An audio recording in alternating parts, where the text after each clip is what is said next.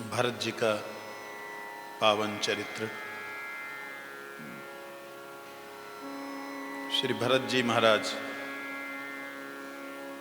ये वो भरत हैं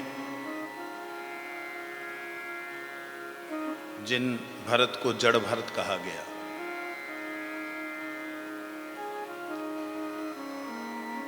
भगवान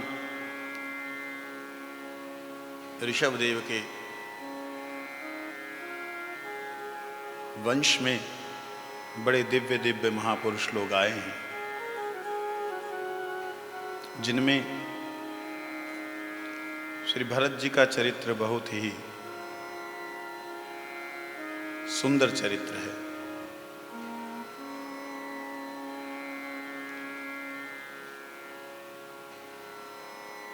भरत जी के चरित्र को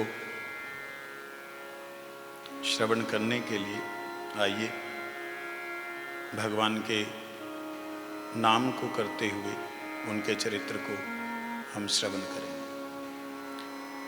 गोविंद जय जय गोपाल जय जय, गोविंद जय जय गोपाल जय जय, गोविंद जय जय गोपाल जय जय, गोविंद जय जय गोपाल जय जय, श्री राधा रमण हरि गोविंद जय, श्री राधा रमण हरि गोविंद जय जय, श्री राधा रमण हरि गोविंद जय, श्री राधा रमण हरि गोविंद जय जय,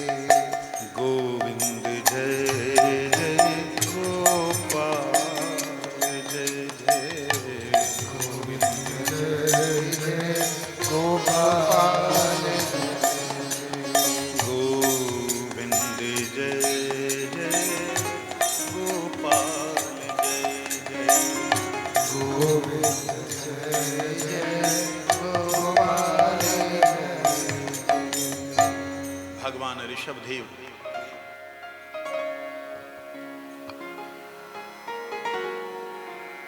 ये ऋषभदेव जो जैन धर्म है उनके प्रथम तीर्थंकर है भगवान ऋषभ, जिनसे दिगंबर वेश का प्रारंभ हुआ। पद्म पुराण इनका मुख्य पुराण है। भगवान ऋषभ जिनके 100 पुत्र थे, सारे के सारे बहुत ही योग्य, कोई भी अयोग्य नहीं। आप कहीं इतने पुत्र, यहां तो 2 ही से बड़ी,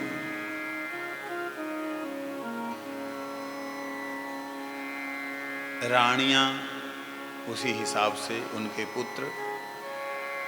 परंतु ऋषभदेव जी ने अपने जीवन में 50 वर्ष की जब उनकी अवस्था हुई, उस समय 50 ने अर्ध, जिसको अधेड़ कहते हैं, अर्ध अवस्था में आए। उस अवस्था में आने के बाद वृद्धावस्था में पहुंचने से पहले उन्होंने इस संसार का वर्णन किया कि ये संसार कैसा है। कहते हैं स्त्री पुरुष संबंधित जो भी हमारे धर्म हैं उनमें बहुत से हमारे पाप होते हैं। उन पापों के विषय में ऋषभदेव ने वर्णन किया। हम किसी भी जीव की हत्या नहीं कर सकते। किसी भी जीव की बोलने का मतलब कोई भी जीव का हम अगर सृजन नहीं कर सकते, जिसका सृजन कर सकते हैं उसको ले भी सकते हैं, लेकिन अगर हम सृजन किसी भी जीव का नहीं कर सकते तो हम उस जीव का तो सर्जन करने वाले का ही केवल मात्र अधिकार है। इस प्रकार से महाराजा भारत के चरित्र में ऋषभ देव जी का चरित्र बहुत विशेष महत्व रखता है। ऋषभ देव जी के वैराग्य की बात जो वर्णन की गई है वो कुछ इस प्रकार से है कि ऋषभ देव ने अपने शरीर को मल मूत्र का बैग समझ करके, झोला समझ करके कि ये मल मूत्र का एक बैग, एक बोझा लाद के चल रहा हूं। कैसे बोल दिया जी आप ऐसा बोल दोगे, इतना सुंदर है शरीर है, रोज शेव कर रहे हैं, क्रीमें लगा रहे हैं, कहते हैं आप सिर्फ पैकिंग को चमका रहे हो। सुंदर बात कही है उन्होंने। हड्डी, मांस, मज्जा, रक्त, कफ, पित्त, बातात्मक इस शरीर को लोग समझते मैं ये हूं। जो आप देख रहे हो वो मैं नहीं हूं। मैं क्या हूं, इसको जब खोजने के लिए कोई जीव जाता है तब इस शरीर से पाप कैसे कर सकता है, इस शरीर के लिए कैसे जी सकता है। जो खुद को खोजने के लिए जाएगा तो शरीर को माध्यम बनाएगा, है ना। शरीर के अनुसार नहीं चलेगा, शरीर उसके अनुसार चलेगा। और हम लोग राज कचौड़ी, पता नहीं क्या क्या, वो यहाँ पे तो लोग बड़े जीव के हमको भी उल्टी सीधी चीजें खिलाते हैं। और भगवान की ऐसी करुणा है, जो चीज अच्छी लगती है मैं उसको खाना बंद कर देता हूं। जाओ, जीव के लोभ में लोग जीव को भूल जाते हैं। जीव के लोभ में लोग जीव को भूल जाते कि मैं कौन हूं। ऋषभ देव कहते हैं मैं कौन हूं, अगर इस बात को नहीं समझा तो इस मलमूत्र के पिटारे को लाद करके मैं क्या करूंगा। अपने पुत्रों को उपदेश देते हैं, सभी को, सारे योग्य हैं, उनमें से सबसे बड़े जो हैं वो भरत जी हैं। भरत जी पिताजी के उपदेश को सुनते हुए भाव विभोर हो गए, परंतु पिता ने आदेश दिया है आगे का राजपाट संभालने के लिए। पिता ने कहा जिस प्रकार से मैं अपने कर्म को करते हुए कर्म से निवृत्त हो रहा हूं, इसी प्रकार सबको इस संसार में अपने कर्मों को करते हुए कर्म से निवृत्त होना चाहिए। कब निवृत्त होना चाहिए? जब बच्चों के विवाह हो गए। बच्चे अब विवाह होने का मतलब हमने ये सोच लिया कि अपने पैरों पे खड़े हो गए, तभी तो विवाह करेंगे। जब हमने ये सोच ही लिया और उनको पैरों पे खड़ा कर दिया, शादी कर दी, तो कहते उसके बाद में आपको वैराग्य ले लेना चाहिए। कहते वेरी गुड, बहुत बढ़िया स्वामी जी, ऐसा वैराग्य लेंगे तो फिर तो जंगल बचेंगे ना वहाँ पे। अब हमारे वृंदावन में देख लो, श्री राधा मेरी स्वामिनी, मैं राधे को दास, जन्म जन्म मोहे दीजियो वृंदावन को। और सारे वन काट दिए, वृंदावन को बास, सारे वन काट दिए। काट करके वहां पे बड़ी बड़ी बिल्डिंगें खड़ी कर दी, बड़े बड़े फ्लैट खड़े, यहां तक कि यमुना का तट भी खा गए। बोलो वृंदावन बिहारी लाल की जय। हमने कालीदह मठ में रहते हुए आज से लगभग 34-35 साल पहले जो वृंदावन कालीदह मठ से केवल आधा किलोमीटर पर यमुना जी होती थी, आज वो 1 किलोमीटर तक तो बिल्डिंगें बनी हुई हैं, घर बने हुए, 1-1.5 किलोमीटर अंदर तक यमुना जी का घाट ही खा गए। ये वृंदावन धाम में वास करेंगे। तो वास भी नहीं कर रहे, बिल्डिंगें बना करके खरीद करके रखी हैं, कब जाना, हफ्ते में महीने में एक दिन जा करके वहां एंजॉय करेंगे। बताओ भाई, इससे बढ़िया कोई अच्छा काम कर लेते। ऋषभ देव जी ने बड़ी सुंदर बात कही, कहते कि देखो ये शरीर बनता कैसे, थोड़ा सा विचार करेंगे तभी उनका वैराग्य हमें समझ में आएगा। कहते ये शरीर कैसे बनता है, ये शरीर बनता है जो हम खाते हैं, खाने के बाद जो उसमें से निकल जाता है मलमूत्र के रूप में, और उस निकले हुए में से जो बच जाता है वो शरीर के इधर उधर फैल करके शरीर किसी का जाड़ा बन जाता है, किसी का पतला ही रह जाता है, बेचारा खाता रहे तो भी। तो वो बना किससे, जिसका त्याग किया। अच्छा बताइए, मलमूत्र को थोड़ी देर रखा जाए वो क्या सुगंध देगा? इतने दिनों से ये शरीर है, इसमें क्या सुगंध मिलेगी कहीं से भी? नाक से, कान से मैल, आंख से मैल, मुंह से मैल, जितने द्वार उनसे मैल ही निकलती, क्योंकि मैल है तो मैल ही निकलेगी। इस शरीर का वर्णन ऋषभ देव जी ने बड़े सुंदर तरीके से किया, वैराग्य पैदा हो जाए इसके लिए।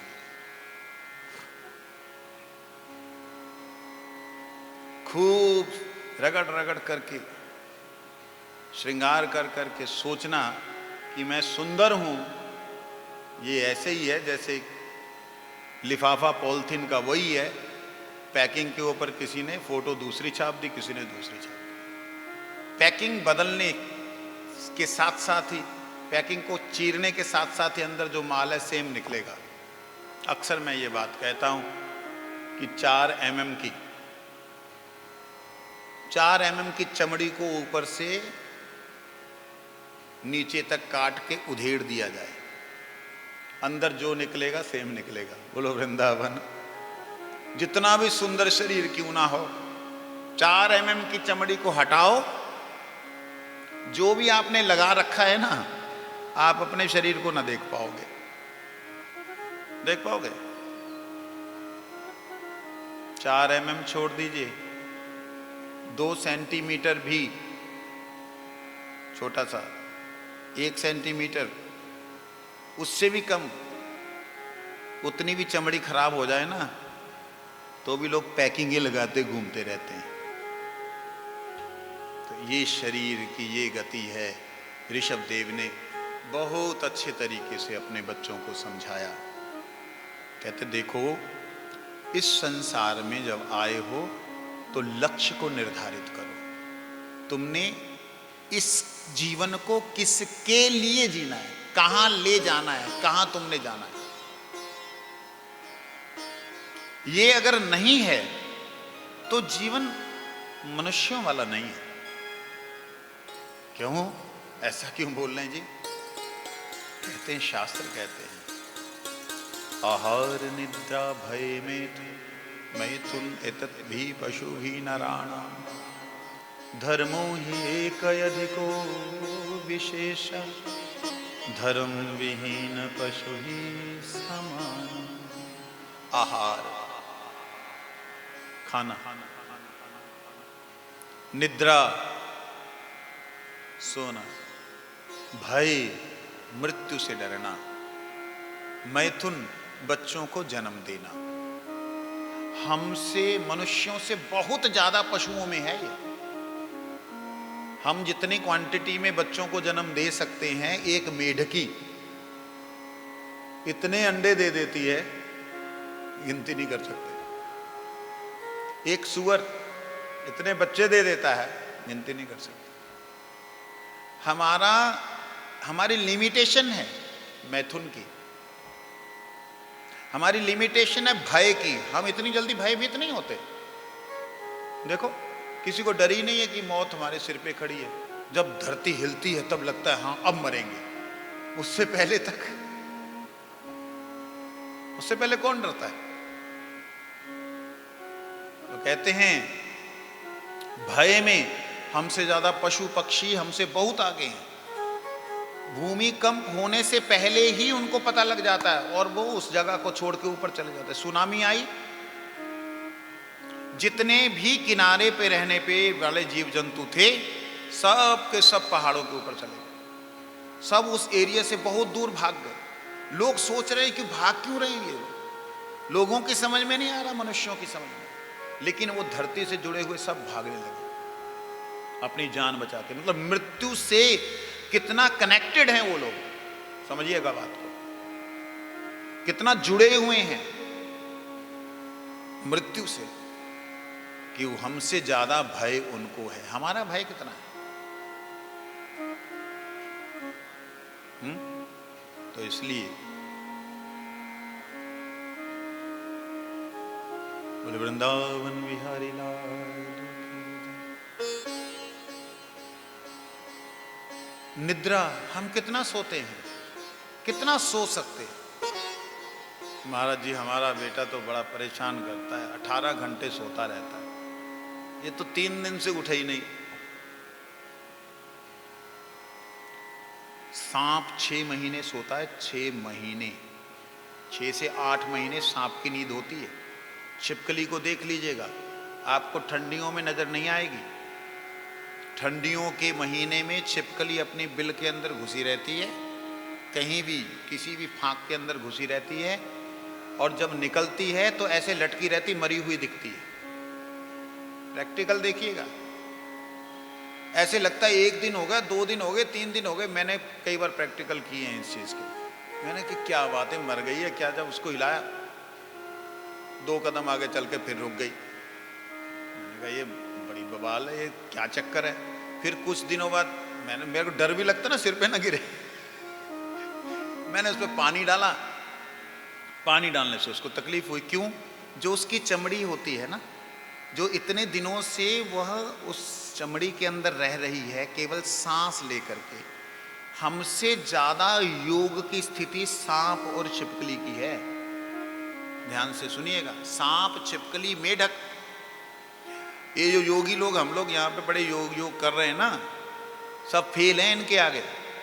ये अपनी जीभ को निकाल के, अपने, इनकी जीभ फटी हुई होती है, इनकी जीभ फटी, निकाल के नाक में घुसा देते हैं, बस रस अंदर का अंदर ही चलता रहता है। इनको अपनी ही जीभ का रस लेकर के अपना शरीर चलता रहता है, और सांस भी इनका जिह्वा से ही चलता रहता है। इनका कोई लेना देना नहीं संसार से। इतने बड़े योगी हैं ये। मैं विशेष कहना चाहता हूं, हम सोते कितना है, ये इतनी समाधि में पड़े रहते हैं, हम कितना सो सकते हैं? और जब छिपकली जब जगती है ना, उसको जब चलना होता तो अपनी ही स्किन को काटने लग जाती है। ऊपर वाली जो स्किन होती है ना, वो खुद ही खा जाती है। और सांप जो होता है अपनी स्किन को काट के उसमें से निकल जाता है, उसके ऊपर केंचुली लहर जाती है। ये शायद आप लोगों ने भी देखी होगी, बुजुर्गों ने देखी होगी, नए बच्चों ने नहीं देखी होगी। तो इस प्रकार से हम सोने में भी श्रेष्ठ नहीं है, हम खाने में श्रेष्ठ नहीं। कितना खाते हैं हम? 1 किलो, 2 किलो, ज्यादा से ज्यादा मेरा ख्याल 5 किलो खाने वाला कोई हो सकता है आप में बैठा हो एक बार में। एक हाथी, एक गाय कितना खाते एक बार में? हम खाने में भी पशुओं से आगे, सोने में भी नहीं है, खाने में भी नहीं है, डरने में भी नहीं है, डरने में भी हमारे सबसे आगे हो। बच्चे पैदा करने में भी नहीं, विषय को भोगने में भी नहीं है। हम किस में आगे हैं? कथा में सोने में आगे। बोलो वृंदावन। हम किस में आगे हैं? एक ही धर्मो ही एक अधिको विशेष, धर्म विहीन पशु ही समान।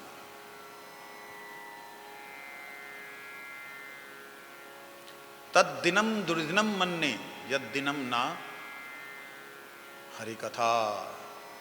कहते भगवान की कथा, कीर्तन, भगवान का स्मरण, भगवान की सेवा जिस दिन ना मिले उस दिन को दुर्दिन समझना। ये नहीं बारिश होगी बड़ा खराब दिन है। देखो आपने सब ने बारिश होगी तब भी खराब दिन को खराब दिन नहीं रहने दिया, क्योंकि आपने कहा भाई कथा नहीं मिस होनी चाहिए, बारिश तो फिर भी होती रहती, बारिश थोड़ी हमें रोक लेगी। तो ये है मनुष्य का परम कर्तव्य, धर्मो ही एका अधिको विशेषा धर्म विहीना पशु ही समाना। तो धर्म क्या है, इस बात को ऋषभ देव ने समझाया। ब्रह्मचारी का धर्म, गृहस्थ का धर्म, वानप्रस्थ का धर्म, सन्यासी का धर्म। इसके बाद उन्होंने धर्म की एक ऐसी अवस्था बतलाई जो ब्रह्मचारी, गृहस्थी, वानप्रस्थी और सन्यासी इत्यादि से बिल्कुल अलग अवस्था, तुरीय अवस्था की बात बतलाई।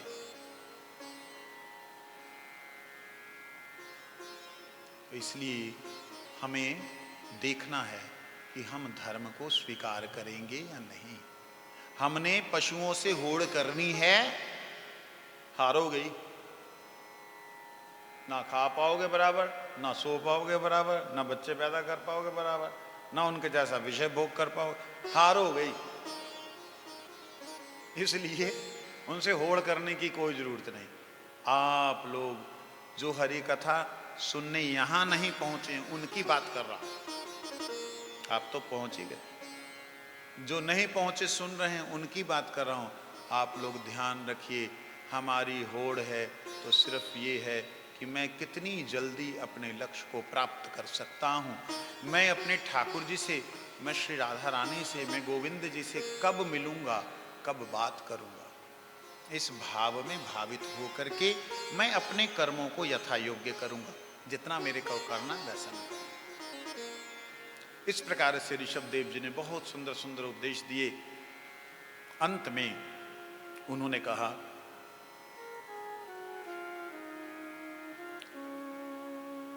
पुत्रो, इस चराचर विश्व में ये भाव से भावना रखना, चराचर विश्व जितना कुछ भी देख रहे हो वो तुम्हारे इस शरीर का ही अंश है, अर्थात तुम उसी के हो। तो ये शरीर जहां का है वहीं रह जाएगा, लेकिन तुम कौन हो, आत्मस्वरूप से कहां से आए हो उसकी तरफ ध्यान दो। अब मैं जा रहा हूं, इस भाव को मन में रखना कि ये संसार अनित्य है, तुम नित्य हो, तुम सनातन हो। अपनी सनातनता को, इस नित्यता को याद रखना। ये बोल करके ऋषभ देव ने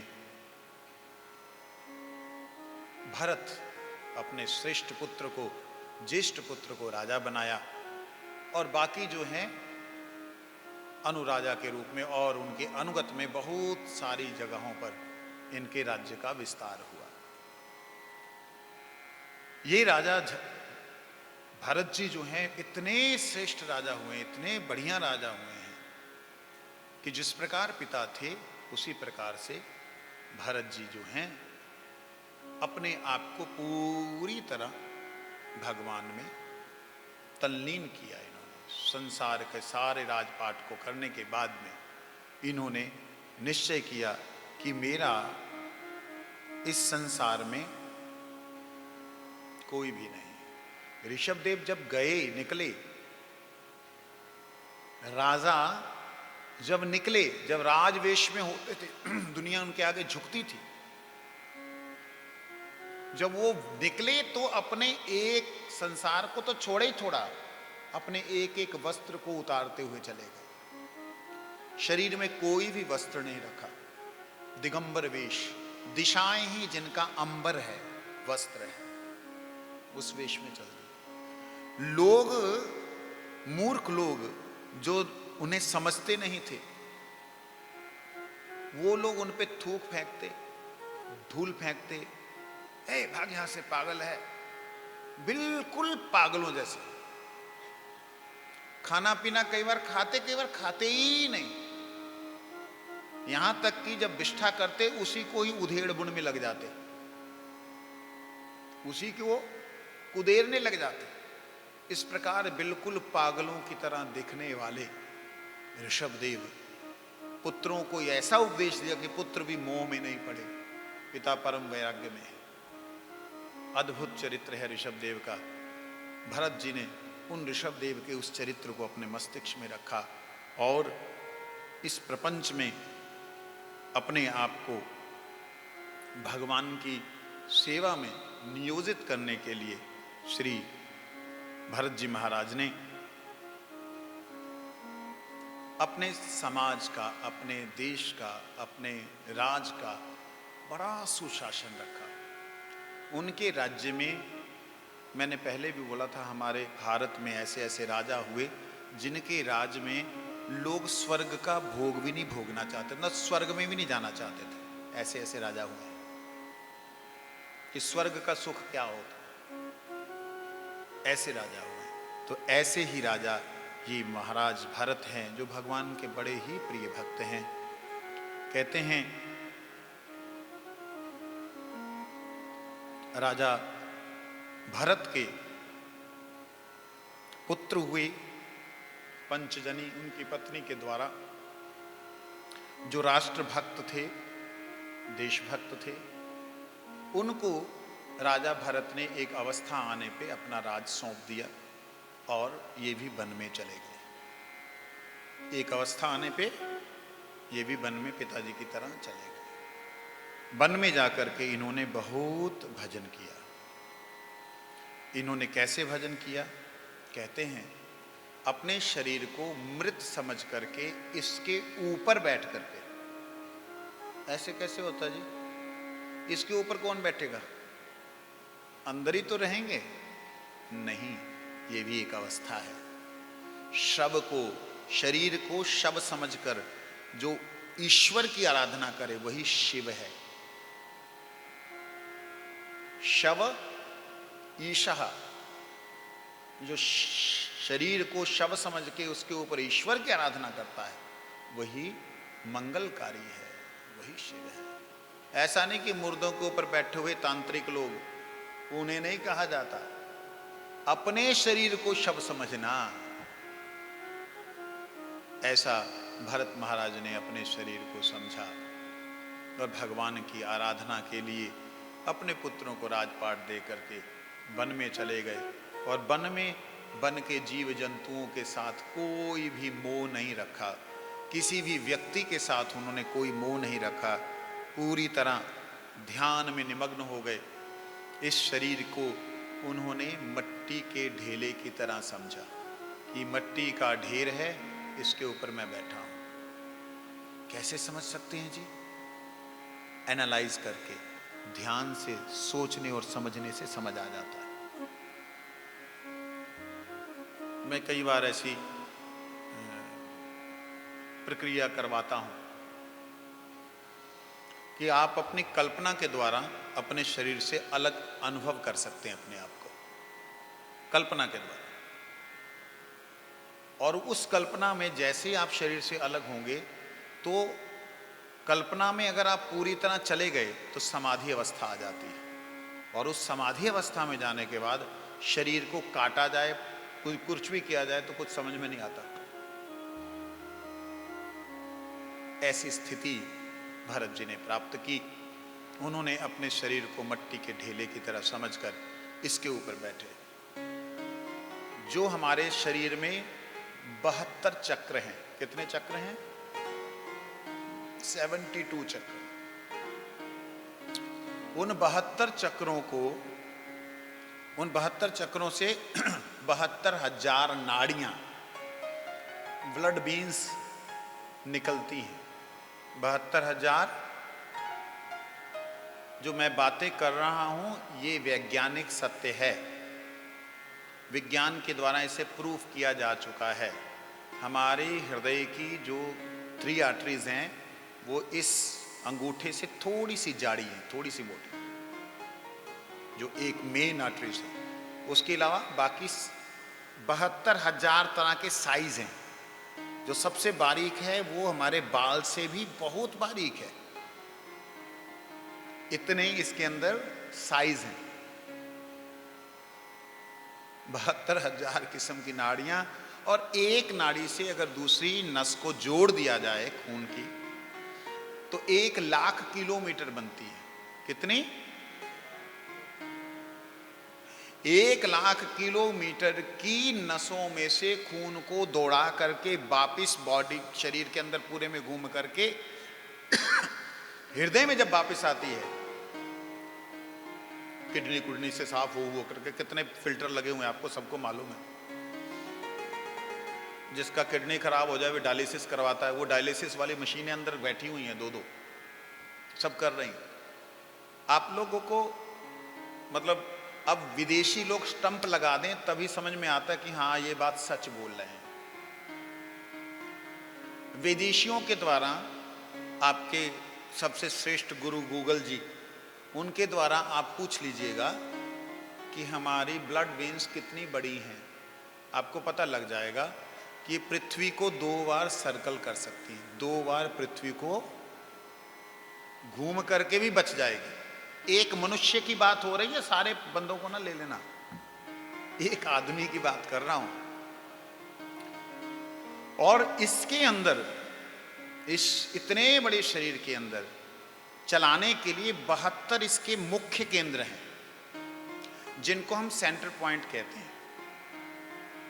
और एक्यूप्रेशर में इसको 108 एक्यूप्रेशर के पॉइंट्स बोले गए, परंतु इसको 72 देखें तो 72 के हिसाब से 72, और 72 चक्र को कंट्रोल करने के लिए 36 चक्र, मतलब 36 चक्र ऐसे हैं जो उनको चलाते हैं। ये जो 36 चक्र हैं, इनको कंट्रोल करने के लिए 12 चक्र हैं। उन 12 चक्रों पे हम लोग तिलक लगाते हैं, 12 तिलक। और इन 12 को कंट्रोल करने के लिए 6 चक्र हैं। जो 13वां हमारा तिलक लगता है मस्तक पे, वो 7वां चक्र है। और इन 7 चक्रों में से, 7वें को छोड़ दीजिए, 6 चक्र जो हैं उनमें 2 पूरी तरह तमोगुण के हैं, 2 रजोगुण के हैं, 2 सतोगुण के हैं, और 1 निर्गुण अवस्था का है। उस निर्गुण अवस्था तक पहुंच गए थे भरत महाराज, मतलब सारी ग्रंथियों को तोड़ते हुए। इसीलिए तो भागवत में कहा है, आत्मा रामश्च मुनियो निर्ग्रंथा उरुक्रमे अहेतु किम भक्तिम।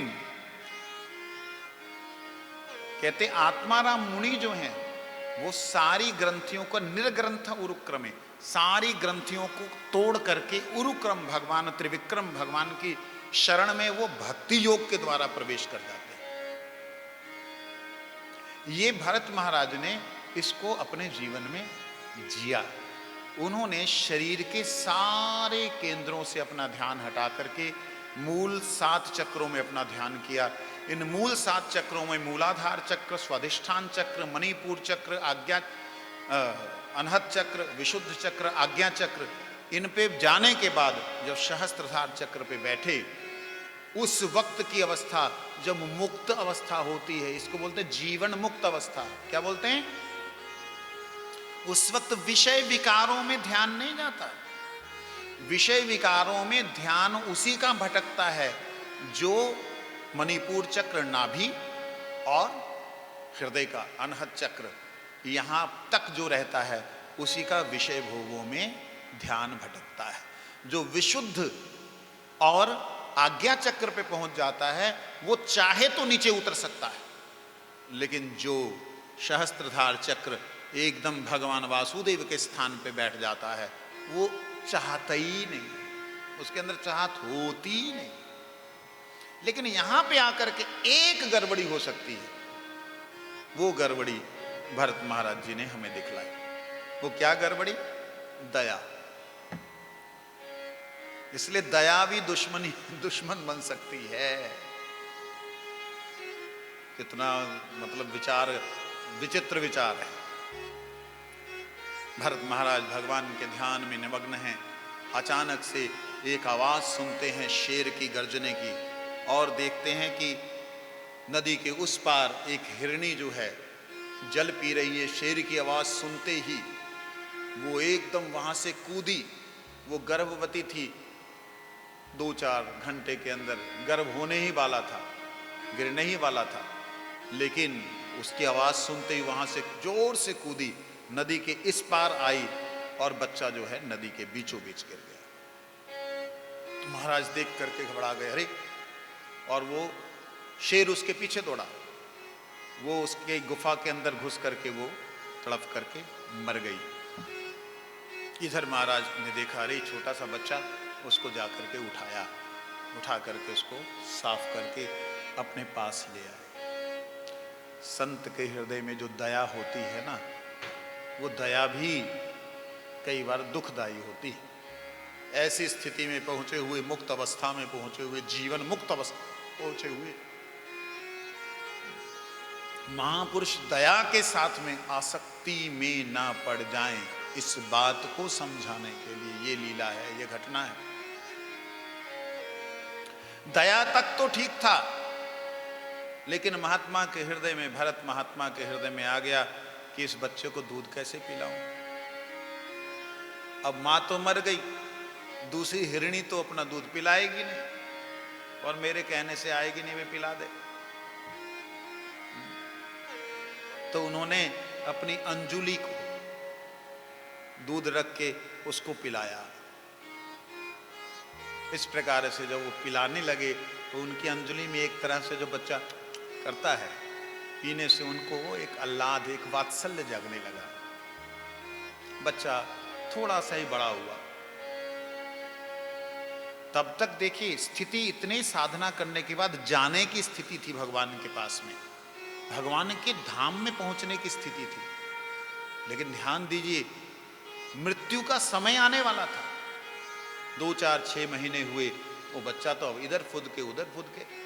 लेकिन जैसे ये ध्यान पे बैठते, जैसे बच्चों की आदत होती ना, छोटे छोटे बच्चों की, मम्मी पापा के आगे पीछे घूमना, जैसे ध्यान में बैठते वो आकर कभी ऐसे करता, कभी ऐसे करता, तो उसको जहां ऊपर रहने वाले अब वो माया में पड़ गए। बोले भरत महाराज की। क्या हुआ? एक दिन वह हिरण का बालक और हिरण के बालकों के साथ घूमता घूमता, खेलता खेलता दूर चला गया, और ये ध्यान में बैठे हैं, सोच रहे हैं कि अभी आएगा, आया नहीं। दैव क्रम से मृत्यु का योग बन गया, जाने का समय आ गया, और इनका ध्यान उस हिरण के शावक पर था। बच्चा कहाँ गया होगा, उसको कोई खा गया क्या, कोई शेर खा गया होगा, उसके ऊपर ध्यान था। यम यम वापि स्मरणम तत्यंति क्लेवरम तम तमेवेति कौन्तेय सदा तद भाव भाविता।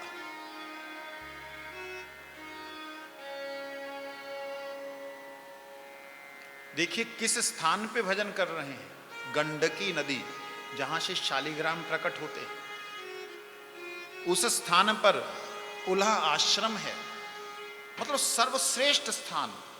यूं कह लें कि भगवान जहां से, जिसकी प्रतिष्ठा नहीं होती, शालिग्राम जी की प्रतिष्ठा नहीं होती, यदि किसी मूर्ति की प्रतिष्ठा होनी हो तो शालिग्राम की जरूरत पड़ती है प्रतिष्ठा करवाने के लिए।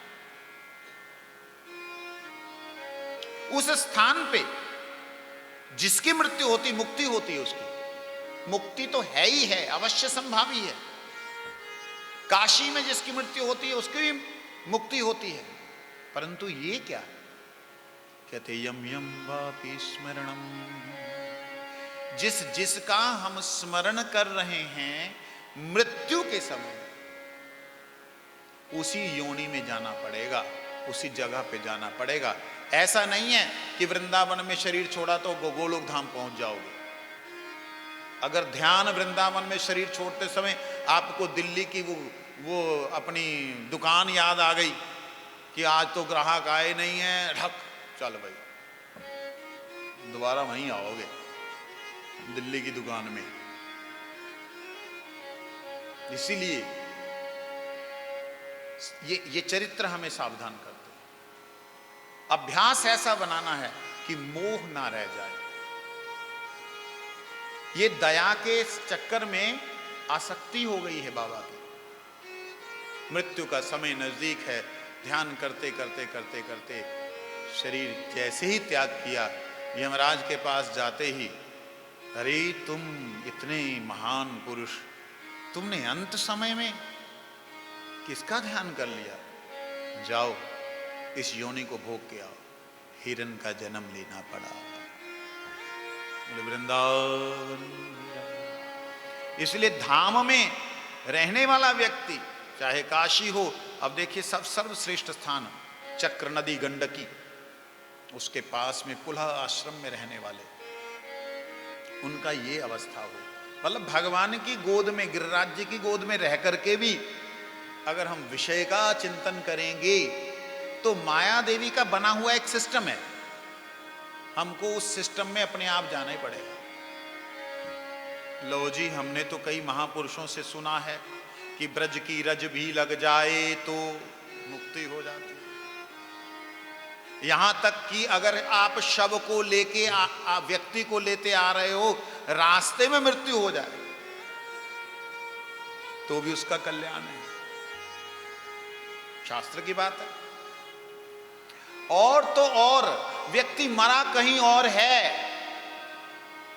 और आकर के उसको धाम में जला दिया जाए, कहते तो भी मुक्ति हो जाती है। ये क्या मतलब है इसका? ध्यान दीजिएगा, इसका भी एक अर्थ है। इसका अर्थ ये है कि उसके, अगर किसी व्यक्ति के शरीर को मानो कहीं और अंत हुआ, ये शास्त्र की बात है इसलिए इसे स्थापन कर रहा हूं, ध्यान से सुनिएगा। किसी और जगह मृत्यु हुई और उसको, उसने इच्छा की थी अंत समय मेरा जो है शरीर वहीं पे जलाया जाए, उसको उठा करके आप वृंदावन धाम ले जा करके रज के साथ में उसको जलाते हो, तो उसका फायदा क्या होगा? उसके इस जन्म के किए गए जो अनजाने में पाप कर्म हैं, अनजाने में पाप कर्म हैं, उनसे उसकी मुक्ति हो जाएगी। ना कि एकदम ठाकुर जी के धाम में पहुंच गया टक करके, ऐसा नहीं होगा। नहीं तो सारे सिद्धांत भगवान के मुख से निकली हुई वाणी झूठी हो जाएगी। अंतकाले च मामे स्मरण उक्त्वा करिरम स य प्रयाति मदभावम स याति नात्र संशय यम यम वापि स्मरणम तेत्यंत कलेवरम ना तम तमें वेति कौनते सदा तद भाव भावित। भगवान ने जो गीता में कहा वो झूठा हो जाएगा। मुक्ति होने का मतलब है कर्मफल मुक्ति, इस जन्म में किए गए। जैसे मैंने अभी पीछे भी बोला था, जब ये कोरोना हो रहा था, बहुत लोग हमारे, बहुत प्रियजन, बहुत इष्ट मित्र, आप लोगों के मिलने वाले भी चले गए। देवताओं के द्वारा अगर किसी का, इसको दैविक ताप कहते हैं, महामारी, भूचाल, आंधी, तूफान में जो व्यक्ति की मृत्यु होती है, उसका एक जन्म का पाप खत्म हो जाता है, उस जन्म के किए हुए पाप खत्म हो जाते हैं। और अगर महादेव जी के द्वारा किसी की मृत्यु होती है, मतलब प्रलय काल में, तो उसके संचित जितने भी कर्म हैं, जमा हुए पहले स्टोर वाले कर्म, वो खत्म हो जाते हैं। भगवान विष्णु के द्वारा जिसकी मृत्यु हो जाए उसको मोक्ष प्राप्त हो जाता है। समझे नहीं? हतारी सुगतिदायक। ये बातें सिद्धांत के रूप में हृदय में बैठा लीजिए। ऐसा नहीं कि धाम में है और बस प्राप्ति हो गई। धाम में तो भगवान की गोद में बैठा हुआ महाराज भरत, उसको हिरण बनना पड़ा, लेकिन हिरण के जन्म होते ही उसे ये समझ थी कि मुझे आसक्त नहीं होना है। ये बड़ा भाग्य से किसी पशु को ये याद रहता है। मेरे सामने की कई घटनाएं हैं। हमारे गोवर्धन में एक कुत्ता जो है, वो डेली उसने आना, विशेष करके जब मैं वहाँ पे होता था तो आकर के कथा के समय में कथा में बैठ जाना। उसका एक लिमिट है कि इस खंबे के आगे नहीं आएगा। जहाँ हम लोग जब चप्पल लेके नहीं जाते ना, उस खंबे के उधर ही रहता है। और हम भी उसको घी की चुपड़ी और रोटी खिलाते। तो हमारे बगल में एक बाबा जी रहते हैं, मतलब एक दाढ़ी वाले महात्मा हैं जिन्होंने 108 116 दंडवती लगाई हैं।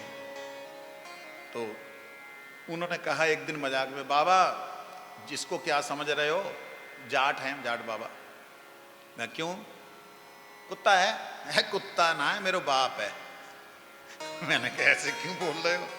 कहते हैं ऐसा ही है यार, चुपड़ी दूंगो जब ही खाएगो, नहीं तो ना खावेगो। देखो, और रोटी दी, चुपड़ी दी, खाने लग गया। तो इस प्रकार से ये बात समझने वाली है कि उन्होंने मजाक में अपना बाप बोला, मैंने उसको सीरियसली समझ लिया। क्यों सीरियसली समझ लिया? क्योंकि वो कथा में आके बैठता और आलतू फालतू और कुत्तों के पीछे जैसे भागते नहीं जागता था। ये प्रत्यक्ष घटना। ऐसे ही चंडीगढ़ मठ, हमारा श्री चैतन्य गौड़ीय मठ, जहाँ पे मैं पहले मठ में आया, वहाँ पे एक कुत्ता था। वो सवेरे 4 बजे निकलता मठ से, निकल करके 3-4 माताओं के घर में जाकर के आवाज लगाता, भौंकता। वो पहले से तैयार होती, उन तीनों 4, सबसे पहले लास्ट वाली को, फिर बीच वाली को, ऐसे मतलब जाते हुए, और ठीक टाइम पे उनको सबको लेकर के उसने आना अंधेरे में। मठ में आरती वाला जो जगह है, मतलब मंदिर से नीचे, उसने उधर बैठे रहना। सब लोग दर्शन करेंगे, आरती करेंगे, सब उसको थोड़ा थोड़ा प्रसाद देके जाएंगे। हैरानगी की बात ये कि इस कुत्ते को कहां से पता लगता है कि एकादशी है, आज अन्न नहीं खाना। बोलो वृंदावन। ये चंडीगढ़ वाले कुत्ते के अंदर खासियत थी ये कि उसको एकादशी के दिन, आप ठाकुर जी को तो भोग लगता है अन्न का, हम प्रसाद नहीं पाते, वो गाय को देते हैं, लेकिन वह प्रसाद आप उसके आगे रख दीजिए, खीर का नहीं खाएगा, फल ही खाएगा।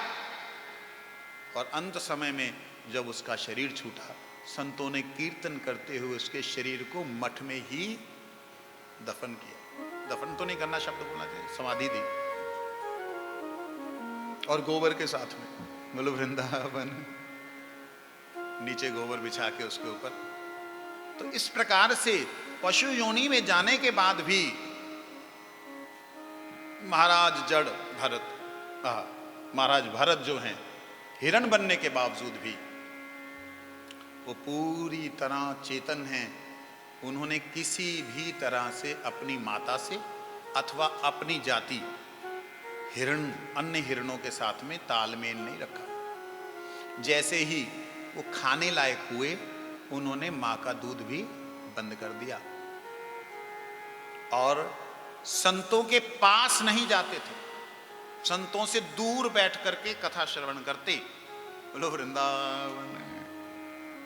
दूर बैठ के कथा श्रवण करते, कहीं मेरे प्रति कोई संत का प्यार ना हो जाए, कहीं मेरे कारण से कोई संत संसार में पुनः ना आए। क्या बात है। ये हैं भरत महाराज, दूर बैठ करके कथा सुनते और जैसे ही कथा खत्म तो भाग जाते, दूर देखते रहते। जब संत लोग खा करके पत्तल फेंक देंगे, उन पत्तलों को जाके खाएंगे। बोलो वृंदावन। देखिए, आप देखिए, जिसका जूठन खाते हैं ना, उसके प्रति प्रेम अपने आप ही हो जाता है। ये संतों का ही जूठन खाते हैं, संतों की भावना, संतों का प्रेम नेचुरली इनसे है, परंतु फिर भी ये संतों के पास पुचकारने पर भी नहीं जाते, क्योंकि मैं एक गलती की थी, इन संतों का नाम। इस प्रकार से अकेले एकांत में भगवान के चिंतन को करते हुए अपने इस जीवन को उन्होंने जिया। मृत्यु के समय पूरी तरह वो ऋषियों का चिंतन कर रहे थे। जैसे ही इस जन्म से छूटे, मनुष्य जन्म प्राप्त हुआ, और मनुष्य जन्म प्राप्त होने पर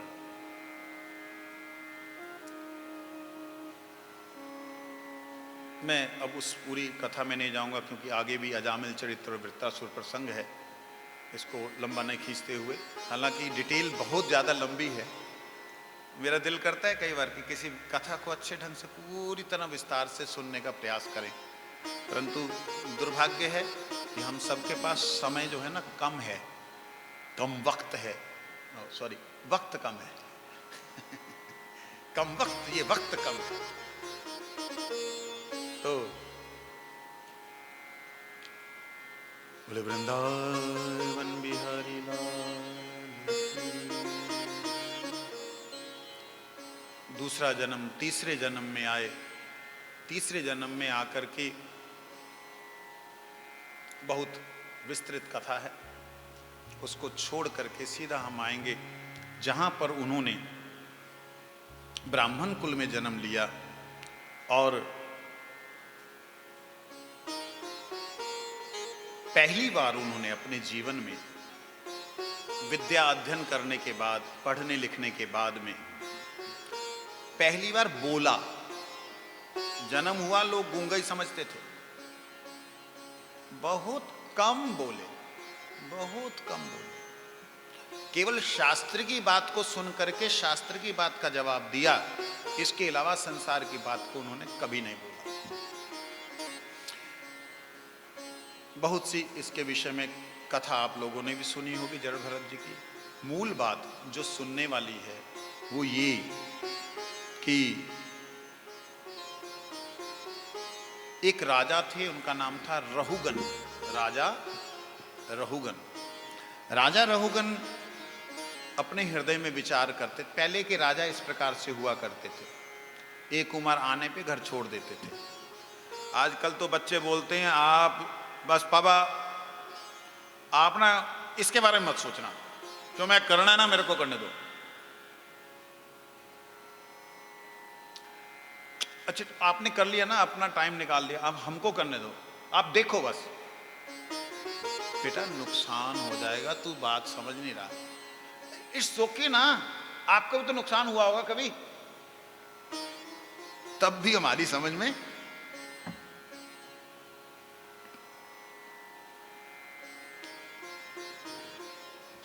ऐसा इन्होंने होने नहीं दिया।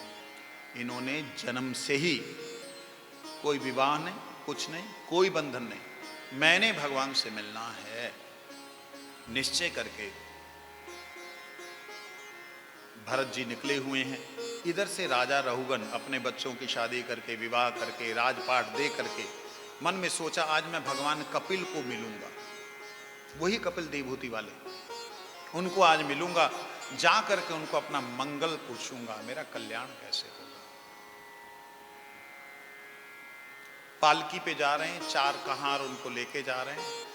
एक कहार की बीमारी हो गई, कुछ तबीयत खराब हो गई, तो जड़ भरत जी वहां पे हृष्ट-पुष्ट शरीर वहां खेतों में बैठे हुए थे। भाइयों ने खेतों में बैठा रखा था।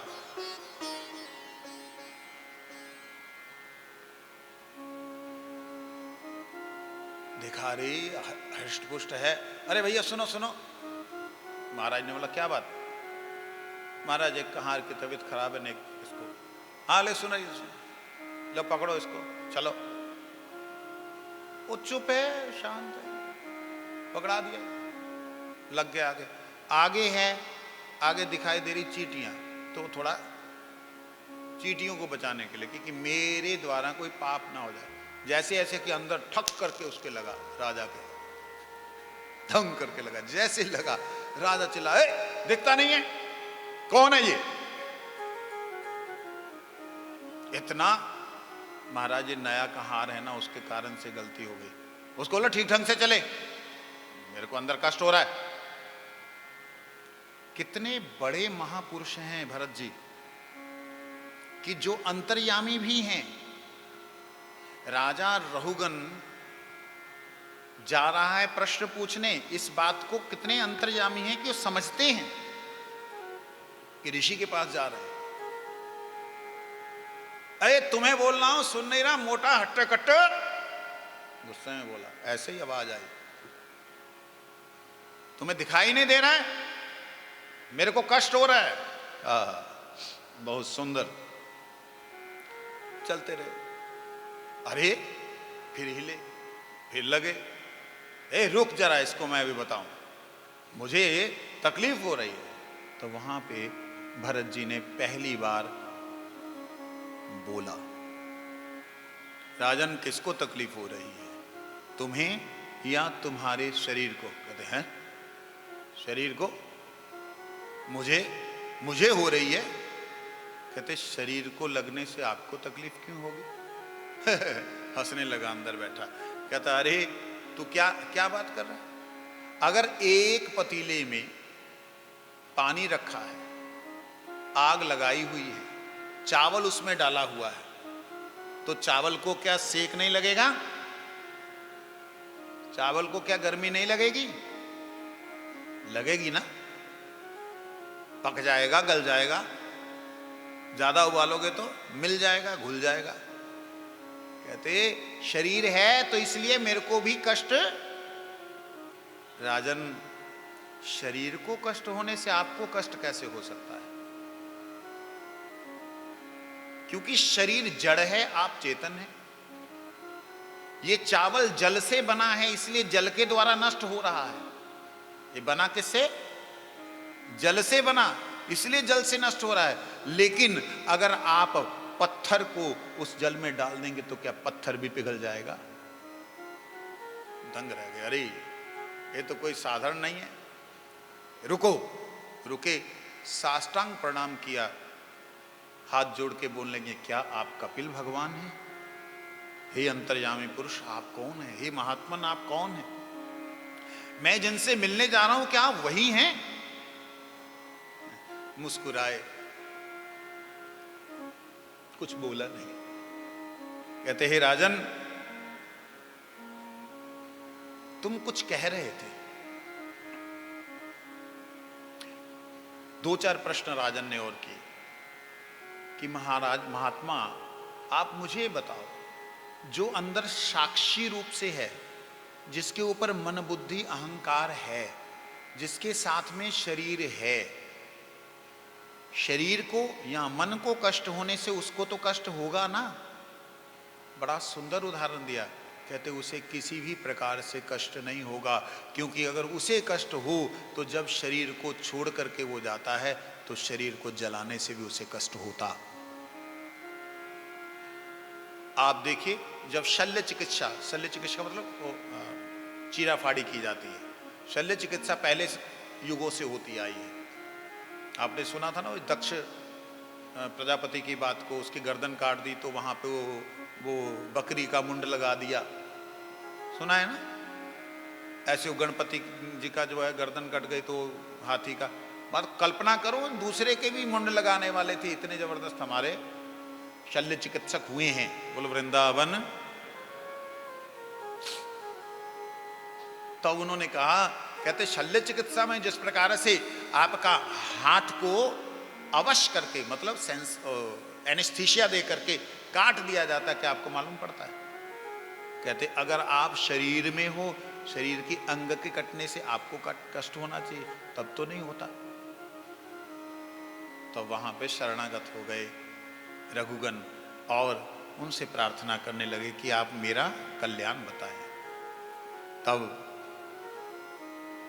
राजा कहते हैं, जड़ भरत जो हैं वो बोलते हैं कि देखो हे राजन, हे रघुगणे, तत् तपसा ना याति, ना एज्या, ना निर्वापणा।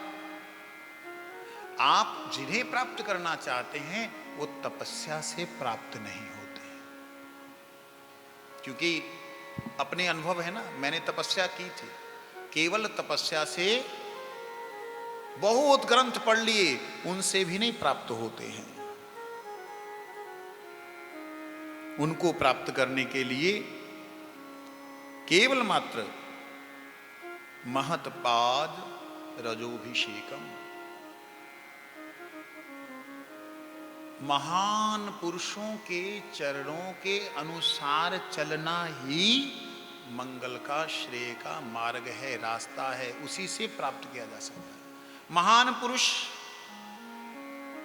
कौन है? जो भगवान के सेवक हैं।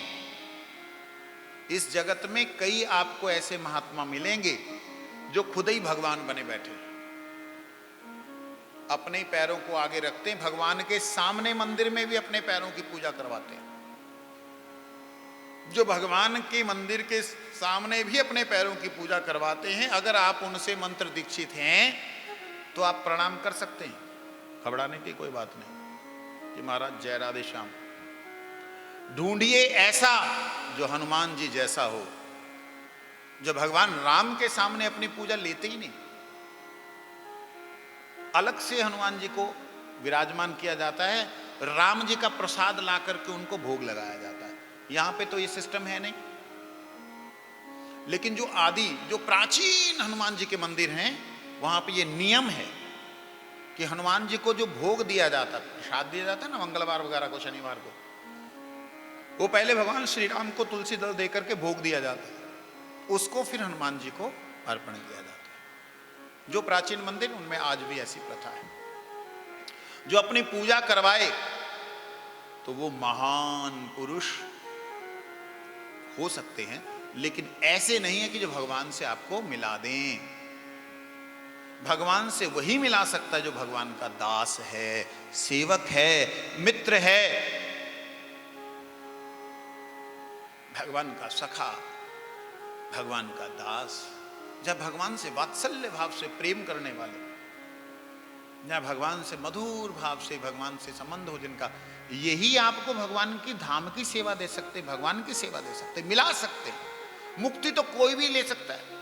मुक्ति तो असुरों ने भी प्राप्त कर ली, दुष्टों ने भगवान से दुश्मनी करके मुक्ति प्राप्त कर ली। बोलो वृंदावन। मैं वृंदावन जब बोलता हूं उसके बाद आपने बोलना है, बोलो वृंदावन। दिल्ली वाले बड़े बढ़िया हैं।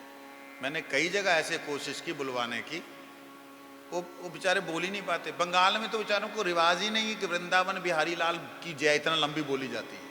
गौर प्रमानंद हरि हरि बोल, इतना ही जानते हैं। तो मैंने वहां उनको सिखाने का प्रयास किया कि जब मैं वृंदावन बोलूं तो आपने क्या बोलना है, बिहारी लाल की जय। बोलो वृंदावन। तो वो आप लोग, चलो अच्छी बात है।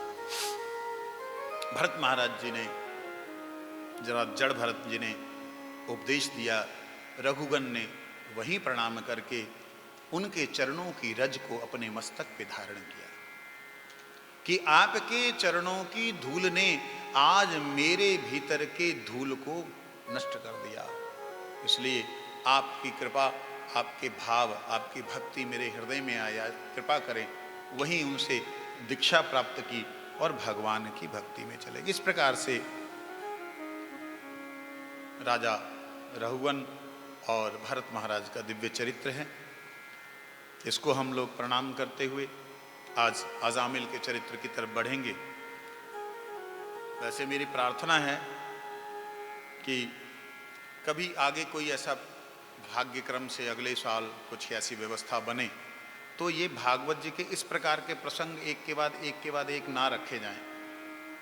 1, 2, 4, 6 प्रसंग हों, उनको अच्छे तरीके से हम समझें, जीवन में उतारने का प्रयास करें, ऐसा किया जाए। फिलहाल आज अजामिल के प्रसंग की तरफ चलेंगे। आइए।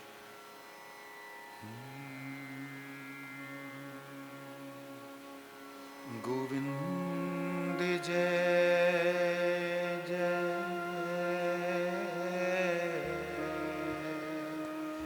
गोपाल जय जय,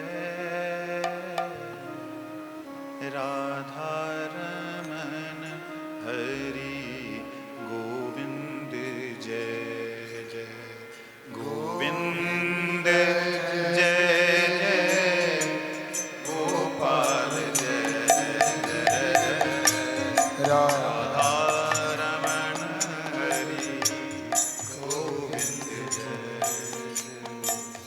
गोविंद जय जय, गोपाल जय जय, राधा रमन हरि गोविंद जय जय, गोविंद जय जय, गोपाल जय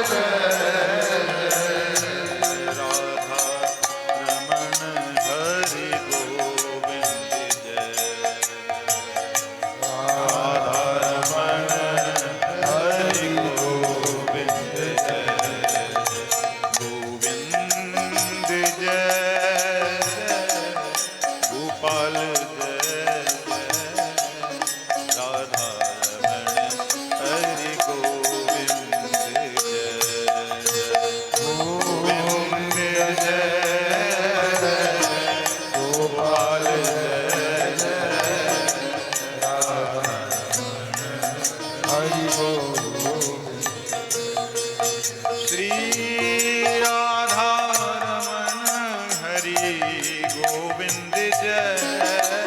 श्री राधा हरि गोविंद श्री राधा रमण हरि गोविंद जय। श्री राधा हरि गोविंद राधा रमण हरि गोविंद जय। श्री राधा हरि गोविंद जय। राधा रमण हरि गोविंद जय। श्री राधा हरि गोविंद जय गोपाल जय जय। राधा रमण हरि गोविंद जय।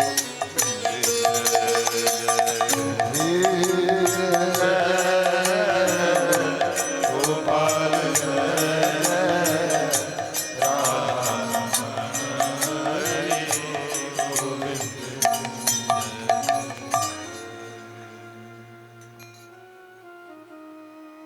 अजामिल एक ऐसा ब्राह्मण पुत्र था जिनके पिता अग्निहोत्रिक ब्राह्मण थे। अग्निहोत्रिक ब्राह्मण का मतलब होता है जिनके यहाँ पे यज्ञ की अग्नि कभी शांत नहीं होती, नित्य प्रति यज्ञ होता है जिनके यहाँ। ऐसे अग्निहोत्रिक ब्राह्मण के पुत्र 12 गुण संपन्न थे। जो ब्राह्मणों के गुण होते हैं उन सारे गुणों से संपन्न थे।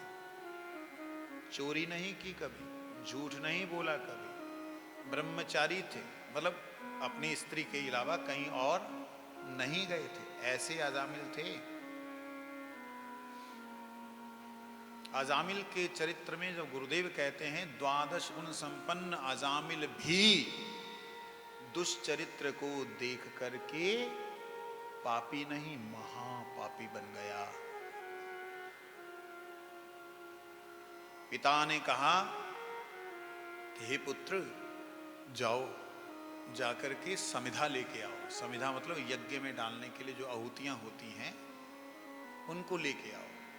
यज्ञ काष्ठ विशेष रूप से होती है, उसको गूलर की लकड़ी, वो यज्ञ के लिए सर्वश्रेष्ठ लकड़ी, यज्ञ डूंगर भी कहते हैं उसको। जाओ उसे लेकर के आओ। गए,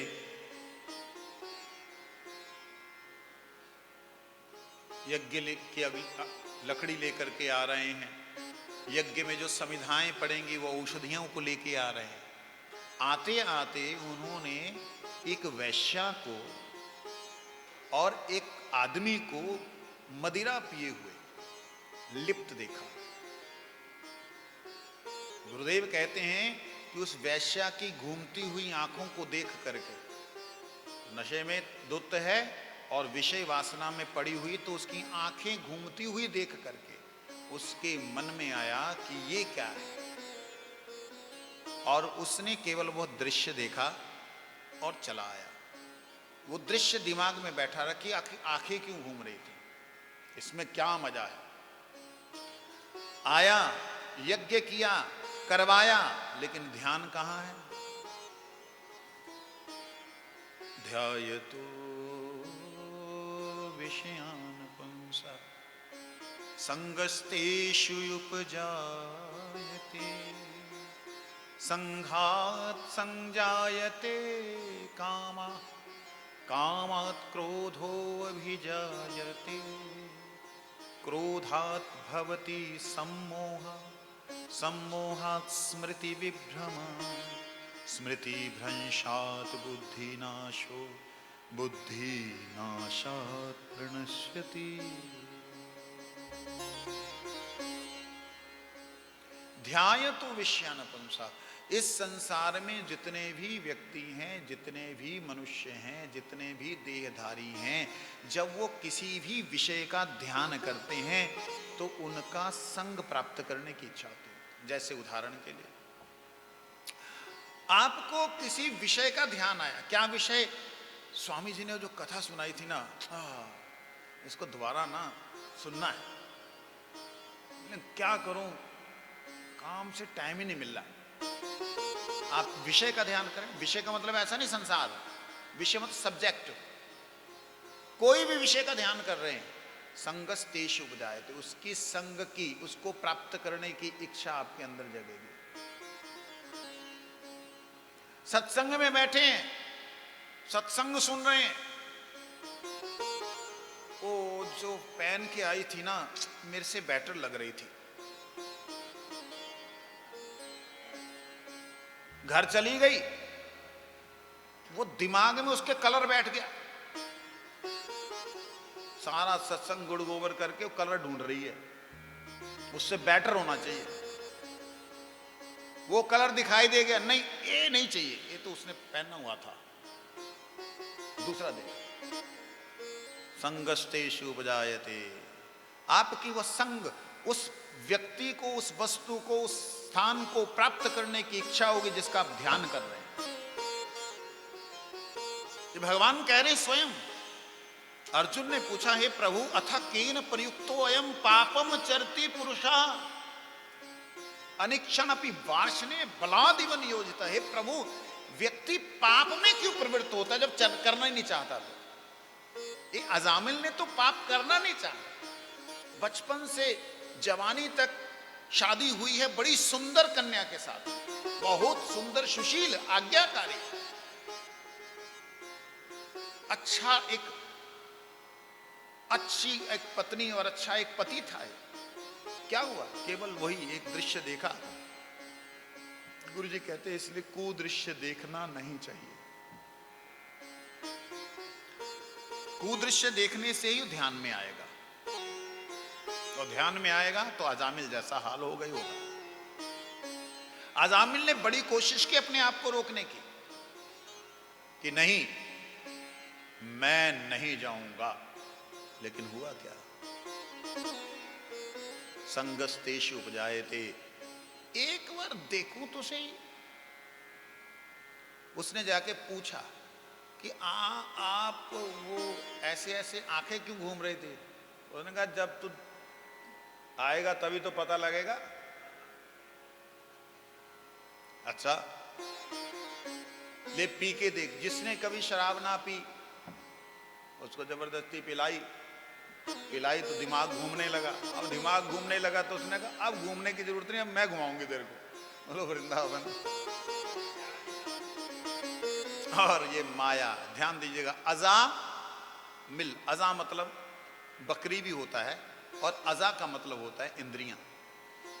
मिल मतलब जो आत्मा अपनी इंद्रियों में सुख को ढूंढने के लिए मिल जाए। आत्मा अपनी इंद्रियों में सुख को ढूंढने के लिए मिल जाए। सुख स्वरूप आत्मा है, इंद्रियां नहीं है। अगर इंद्रियां सुख स्वरूप होती तो आत्मा निकलने के बाद मृत शरीर की इंद्रियां आपको सुख देती। बोलो वृंदावन।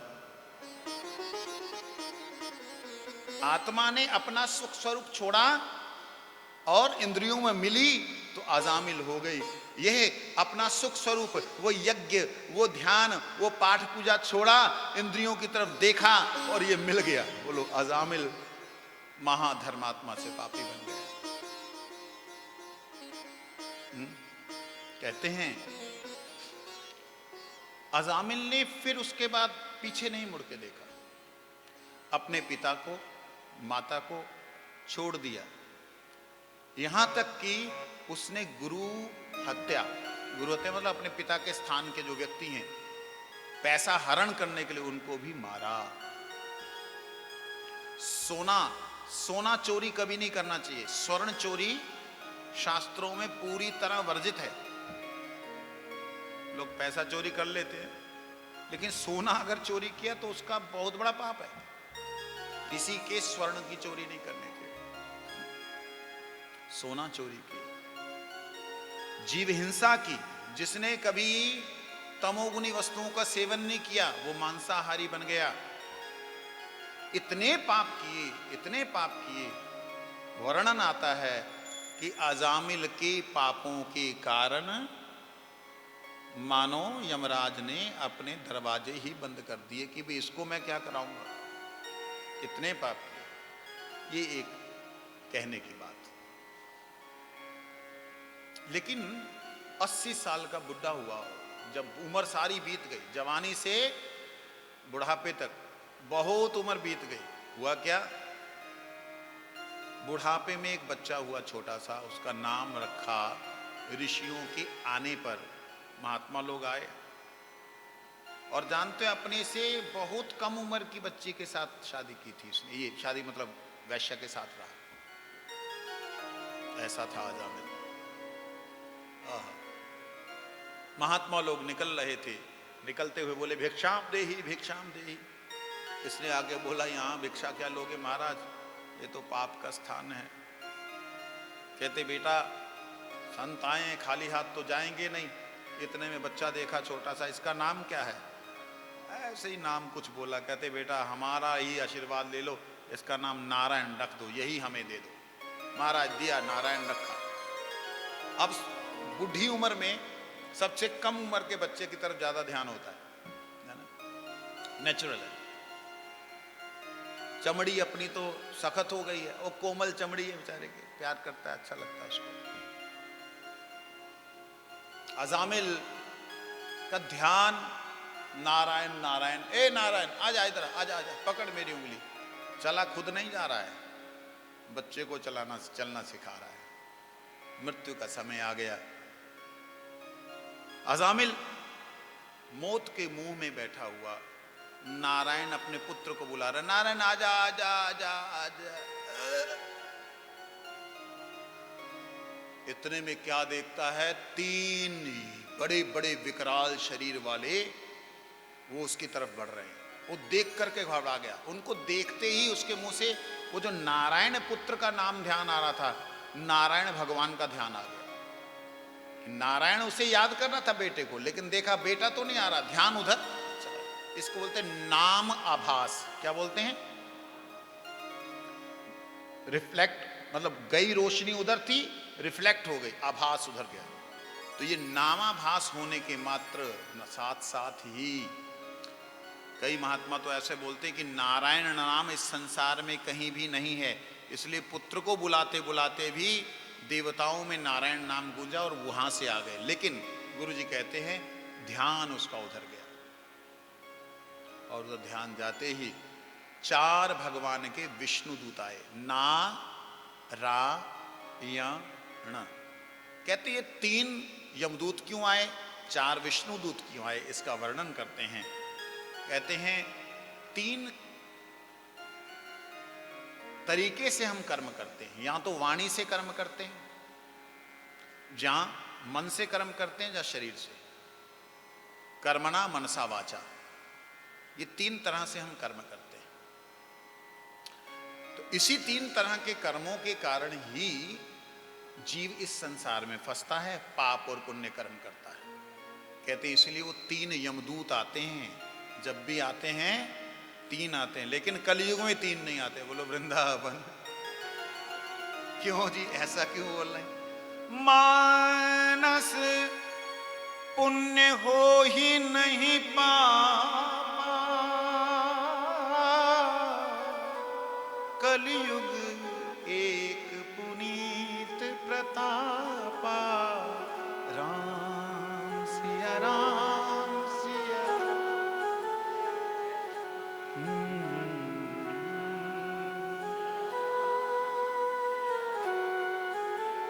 कलयुग में एक पुनीत प्रताप है, बड़ा पवित्र प्रताप है कलयुग में, कि मन से अगर आपने किसी का बुरा सोचा है, बुरा होगा नहीं, अच्छा सोच लिया तो हो सकता है। मानस पुण्य हो ही नहीं पापा। तो इसीलिए संतों ने मजाक में बोला हो या सच बोला हो, कहते इसलिए 2 यमदूत आते हैं। लेकिन विधान में जैसे भी हो, तो 3 यमदूतों को देख करके घबरा करके भगवान का नाम लिया। 4 विष्णु दूत आए। विष्णु दूत और यमदूतों में आपस में वार्तालाप हुआ है, वो वार्तालाप सुनने वाला है। उसको सुनाया जाए तो निकल जाएगा बहुत समय।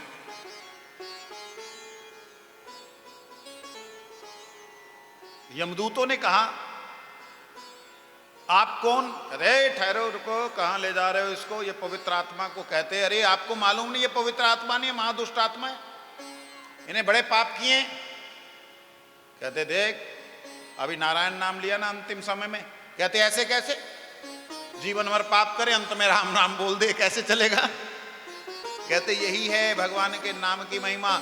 इसने ध्यान इसका भगवान के नाम में गया है, भगवान के पास गया है। ध्यान जाते ही समस्त जितने भी कर्म हैं, ज्ञान अग्नि सर्व कर्माणि भस्मसात कुरुते, तथा सारे कर्म ज्ञान अग्नि में भस्म हो जाते हैं। उसी प्रकार से, जिस प्रकार से कर्पूर को आग में डाल दो तो कर्पूर छू मंत्र हो जाता है। कहते तुमने देखा नहीं नारायण नाम बोला? तो कहते महाराज ऐसे कैसे हो सकता है, हम तो यमराज धर्मराज के द्वारा भेजे हुए दूत हैं। कहते धर्मराज को पता नहीं है क्या? जाओ उनसे जाके पूछो, ये तुम्हारा अधिकार क्षेत्र से बाहर है। तो वो यमराज के पास वापस आए। यमदूत आकर के पूछने लगे, महाराज हमने ऐसा ऐसा विचित्र देखा, आपके शासन के ऊपर भी कोई शासन है? कहते अरे बच्चों, मैं तो उनका दास हूं। जिनका नाम लिया है ना, वो ऐसा कभी हो जाए तुम्हारे को देख करके किसी से भगवान का नाम निकल आए, प्रणाम करके आ जाना। बोलो वृंदावन। जिनके मस्तक पर तिलक हो, जिनके कंठी धारण की हुई हो, ये विष्णु दूत जमदूतों को धर्मराज जी कह रहे हैं। जिनके मस्तक पर तिलक हो, गले में कंठी धारण की हुई हो, उसको कभी भी जाकर के हाथ मत लगाना।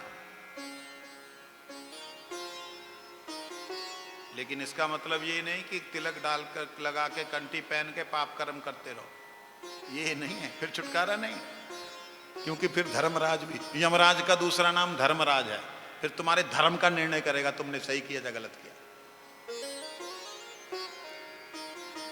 बहुत सुंदर उपदेश है वहां पर। विष्णु दूतों ने इनसे कहा, हाँ अजामिल, तुमने भगवान का नाम लिया, तुम्हारी मुक्ति का साधन हो गया। क्या हो गया? मुक्ति का साधन। तुम चाहो तो मुक्त हो सकते हो। तो उसने हाथ जोड़ा, कहते मुझे मुक्ति नहीं चाहिए। लो, आप जहां रहते मैं वहां जाना चाहता। बोलो वृंदावन बिहार। कहते वहां जाने के लिए तो आपसे निवेदन है, मेरे को कुछ समय दे दीजिए कि मैं भगवान का भजन करके उनको प्रसन्न कर सकूं, मैं उन्हें प्रसन्न कर सकूं। तो उन्होंने उन्हें समय दिया। हरिद्वार में जाकर के कुछ दिन वैश्या के साथ में रहा। गुरु जी कहते ऐसे ही रहा जैसे सांप के दांत तोड़ दिए जाएं तो उसका विष नहीं रहता, इसी प्रकार कुछ दिन और वह वैश्या के पास रहा। उसके बाद में वह चला गया हरिद्वार। वहां जाके पूर्ण वैराग्य के साथ उसने भजन किया और अंतिम समय में भगवान के धाम से, वैकुंठ से विमान आया और उस पे वह बैठ करके गया। बोलो वृंदावन बिहारी। जाते समय उसकी भी 4 भुजाएं हुई विष्णु की तरह, विष्णु स्वरूप से गया वहां। देखिए, एक महापापी भी तर सकता है अगर वह कान पकड़ के भगवान की सेवा में लग जाए। इसीलिए इस प्रसंग को हम यहाँ विश्राम देते हैं, हालांकि बहुत सी और बातें हैं। चलते हैं वित्रासुर के प्रसंग की तरफ। ये वित्रासुर एक ऐसा दिव्य चरित्र है, मेरे हिसाब से श्रीमद् भागवत जी में ये है तो वैसे मध्य स्थल में, लेकिन श्रीमद् भागवत में ये सबसे सुंदर प्रसंग मुझे लगा।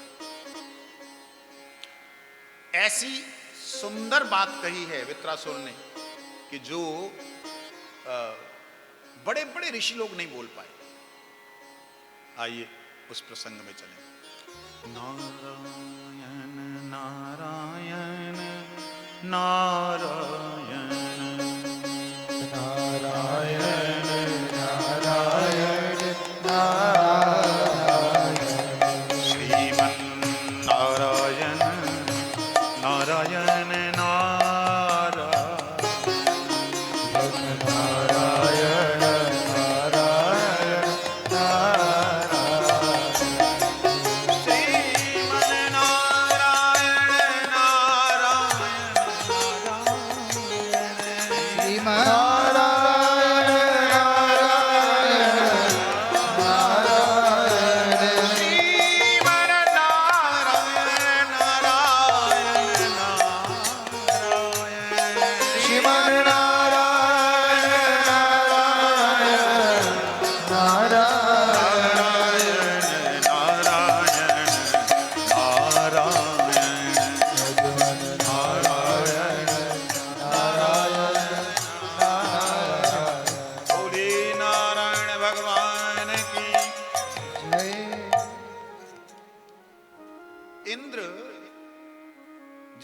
पूजा अक्सर कर्मी लोग करते हैं, जो कर्म में प्रवृत्त रहते हैं, संसार में सुखों को चाहते हैं, भोग चाहते हैं, इंद्र की पूजा करते हैं। लेकिन ये इंद्र भी भोगी और अभिमानी और पापी है।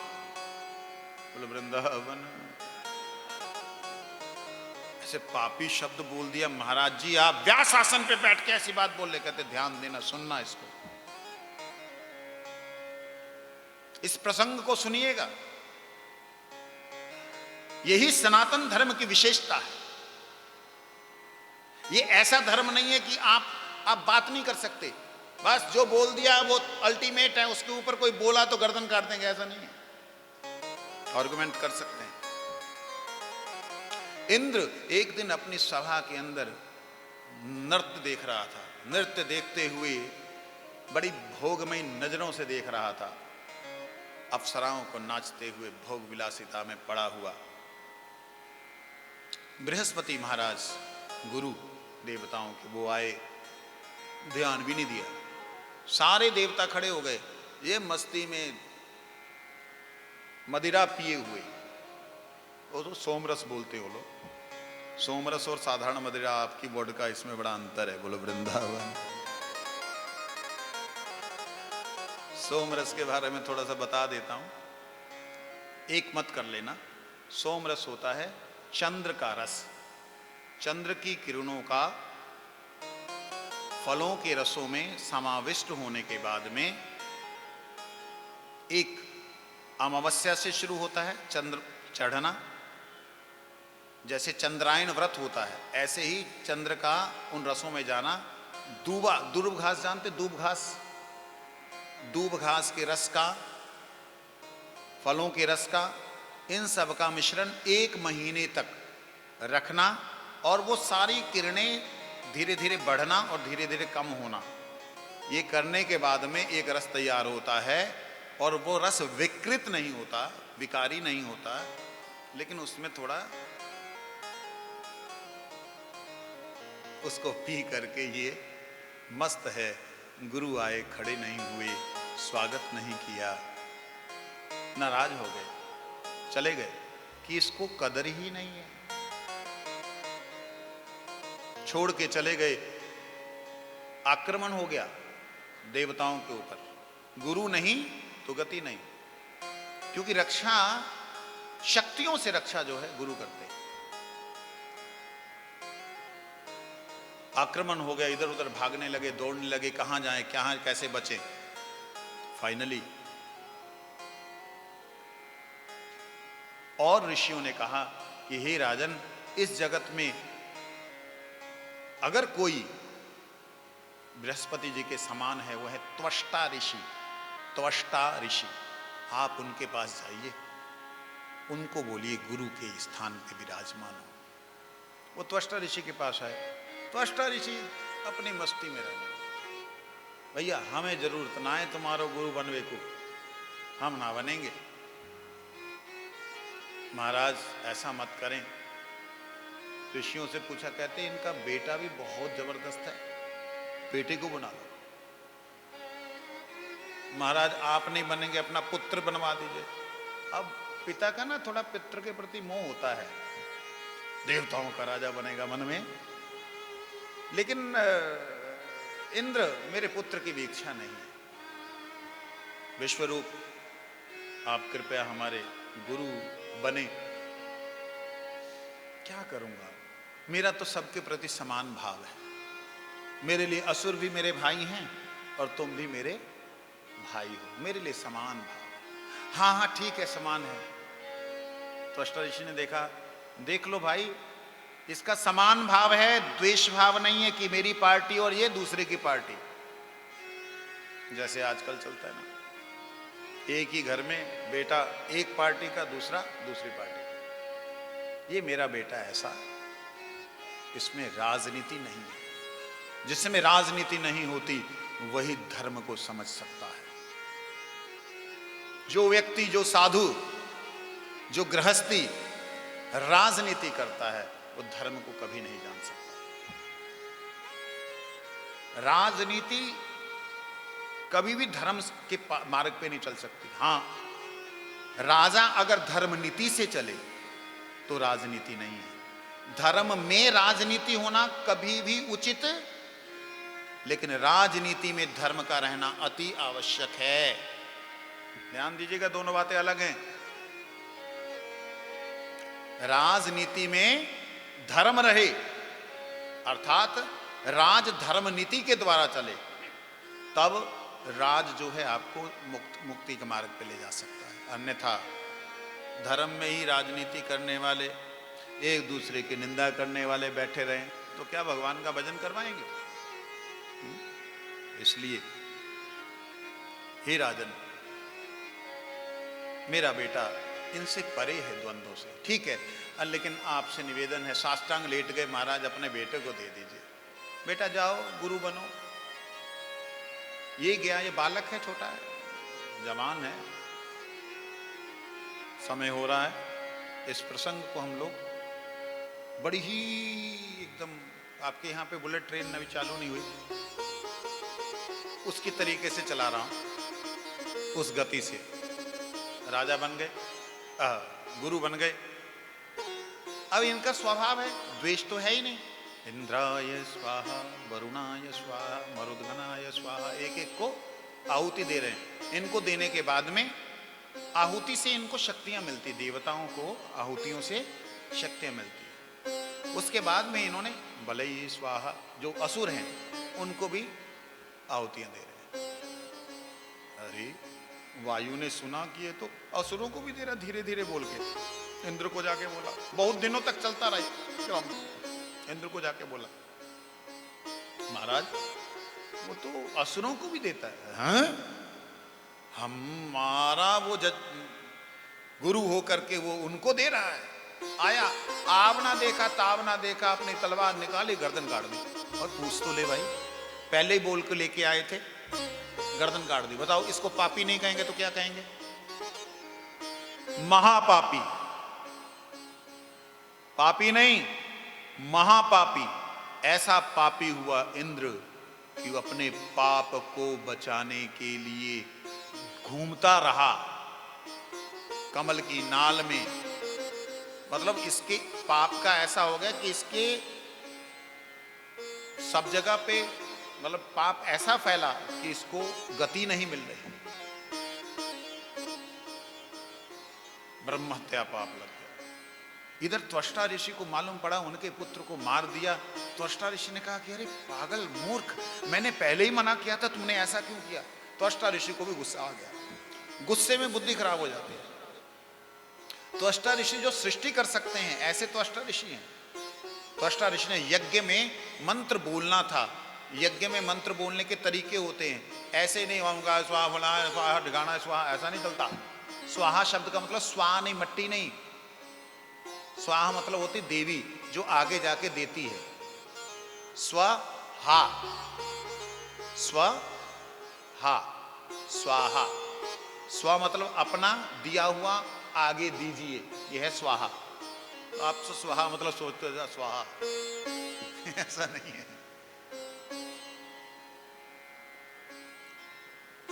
बोल वृंदावन बिहारी लाल। त्वष्टा ऋषि को गुस्सा, उस गुस्से में उनसे मंत्र गलत उच्चारण हुआ। उच्चारण होना चाहिए था इंद्र शत्रु विवर्धसा, इंद्र शत्रु विवर्धसा, निकलना ऐसे चाहिए था। गलती क्या हुई, गुस्सा इंद्र पे था तो इंद्र पे जोर दे दिया, इंद्र शत्रु विवर्धसा, इंद्र शत्रु।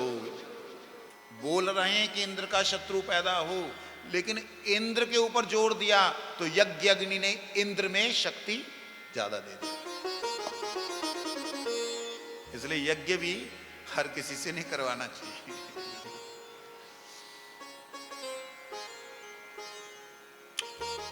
प्रकट हुए वित्रासुर, एक ऐसा सुर जिसने सबको आवृत कर लिया हो। वित्रा सबको आवृत कर लिया हो। ऐसा भयंकर रूप, हाथ में भगवान शिव का त्रिशूल और उनके पैरों में बड़े बड़े कंगन। इतना विशाल रूप उसने धारण किया और आकर के वो इंद्र की तरफ बढ़ा।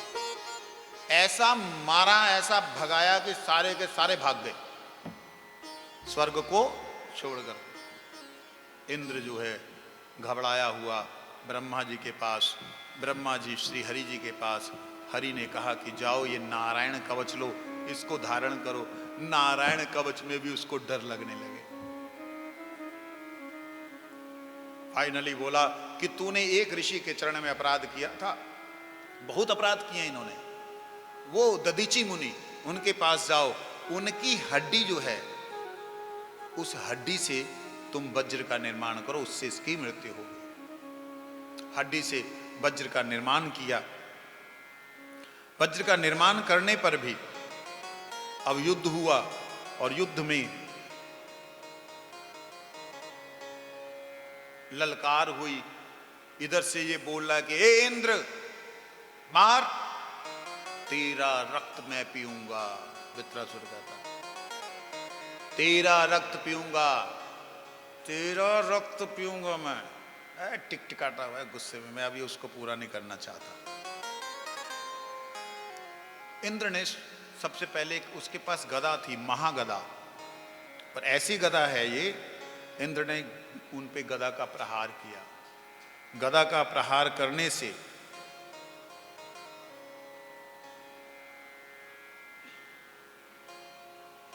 बाएं हाथ से पकड़ा, उल्टा मार दिया। जैसे बाएं हाथ से पकड़ के उल्टा मारा, इंद्र के हाथी पे लगा और वो उलट उलट के बिल्कुल एकदम जाके 21 हाथ पीछे गया। 21 हाथ पीछे जाके गिरा। हाथी उधर, इंद्र उधर। इंद्र के हाथों में एक शक्ति है, अमृत स्रावी हस्त्र है, उसके अमृत झरता है, और जिसके कारण से इंद्र ने जो है उसको दोबारा जीवित कर लिया। अब वो डर गया। हाथ में वज्र है, दधीची मुनि की हड्डियों का बना हुआ, लेकिन वज्र होने पर भी वो मान नहीं रहा।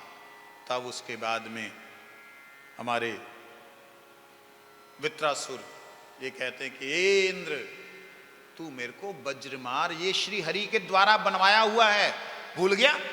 मेरे को मारने के लिए बनाया। हरि ने कहा अरे तू सकामी है, तेरे अंदर वासनाएं हैं, कामनाएं हैं, इससे तेरे को भगवान की बात पे भी विश्वास नहीं। तू बेकार है। अरे मार तो सही, इससे बचूंगा नहीं, मैं चला जाऊंगा। मैं इस कथा को बड़ी फास्ट ले जा रहा हूं, मेरे को बड़ा दुख लग रहा है इस बात का। तो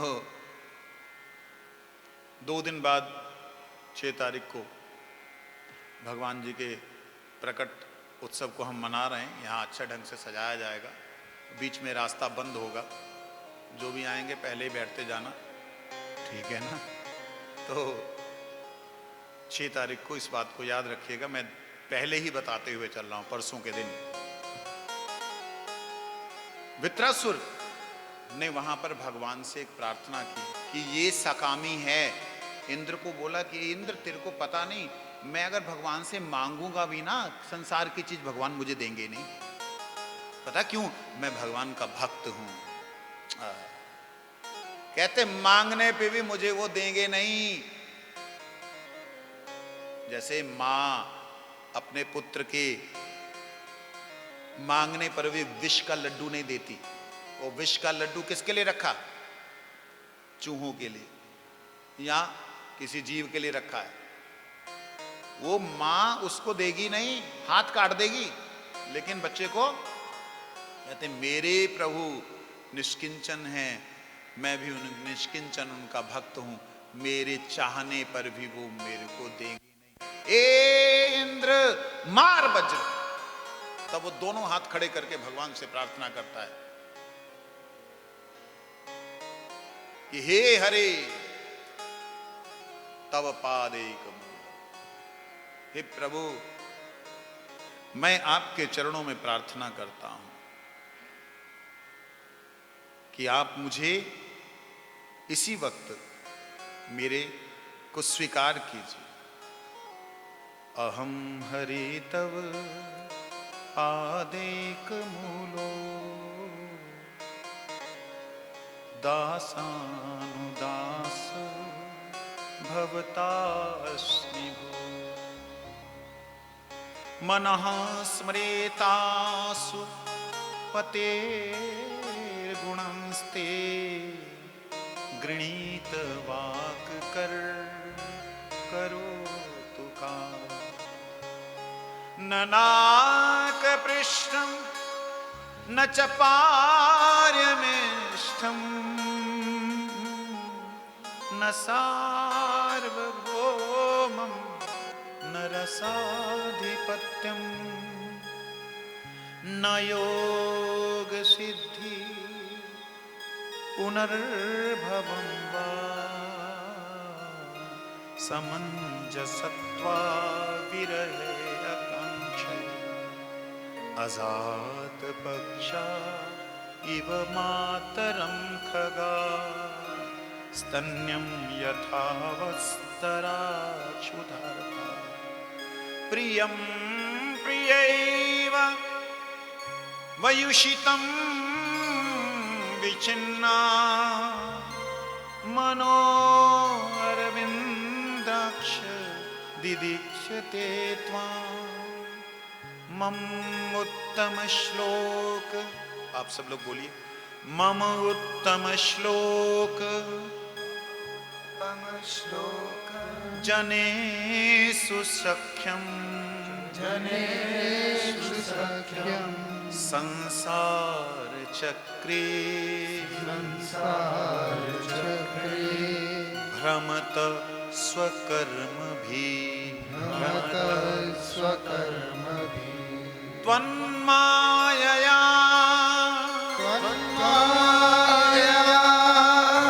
आत्मज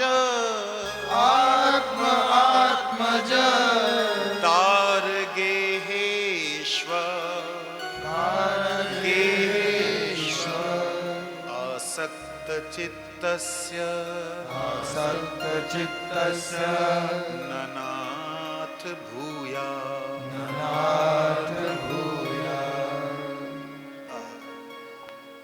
मैंने आपसे कहा श्रीमद् भागवत के ये 4 श्लोक अद्भुत है। इनकी व्याख्या कल की शुरुआत में होगी। अब जो शुरू में आएगा उसको ये प्रसाद मिलेगा। हम लोगों का ये ठीक 6:30 बजे शुरू हो जाता है। आप लोग समय से आए, आनंद लें। लेकिन फिर भी संक्षेप में एक बात कह देता हूं। कहते हे प्रभु, आरती की तैयारी करें। हे प्रभु, मुझे इस संसार का कोई भी सुख नहीं चाहिए, स्वर्ग का सुख नहीं चाहिए। इस सार्वभौम सारे ब्रह्मांड का मेरे को आधिपत्य नहीं चाहिए। ब्रह्मा की पदवी भी मुझे, रसाधिपत्यम जो रसातल है उसका भी सुख मेरे को, उसका भी राजा नहीं बनना। ना योग सिद्धि, मेरे को ऐसी योग सिद्धि भी नहीं चाहिए जिससे मैं कभी छोटा बनूं, कभी बड़ा बनूं, कभी ऐसा बनूं, तैसा बनूं, कुछ नहीं चाहिए। मेरे को एक ही दुख है, मैं आपसे विरह से तड़प रहा हूं, आपके विरह में तड़प रहा हूं। मेरे को आप मिल जाइए। बताइए कौन बोल रहा है? असुर। ये वित्रासुर बोल रहा है। ये वित्रासुर कौन है? ये चित्रकेतु था। ये चित्रकेतु कौन था? ये भगवान शंकर का गुरु भाई था। बोलो वृंदावन। भगवान शंकर का गुरु भाई का मतलब ये है, भगवान शंकर जिन अनंत देव की उपासना करते हैं, ये भी उन्हीं अनंत देव की उपासना करता था। लेकिन एक दिन मां पार्वती को गोद में बैठा करके भोले बाबा हरि कथा सुना रहे हैं, निर्विकार हो करके ये हंस पड़ा कि अरे बाबा आप ये क्या करते, लोगों की समझ में नहीं आएगा कि आप गोद में जो माया को नहीं बैठाया हुआ है, अपने योग माया के द्वारा दुनिया पे कल्याण कर रहे, किसी की समझ में नहीं आएगा।